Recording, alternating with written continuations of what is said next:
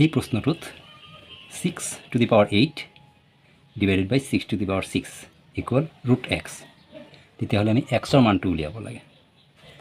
আমি জানো যে বেছ দুটা যদি ছেইম হয় তেতিয়াহ'লে পাৱাৰ দুটা মাইনাছ হৈ যাব, তাৰমানে 6 পাৱাৰ 8 মাইনাছ 2 ইকুৱেলত আছে √x।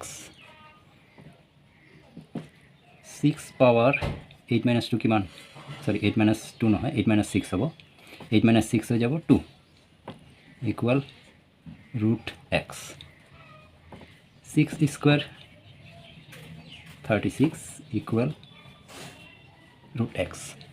এতিয়া এক্সৰ মান পাব হ'লে আমি যদি উভয় পক্ষক বৰ্গ কৰোঁ তেতিয়াহ'লে 36ৰ স্কুৱেৰ 1296 আৰু স্কুৱেৰ ৰুটৰ পৰা ৰুট খালে x, তাৰমানে x ইকুৱেল 1296, এইটো হৈছে উত্তৰ।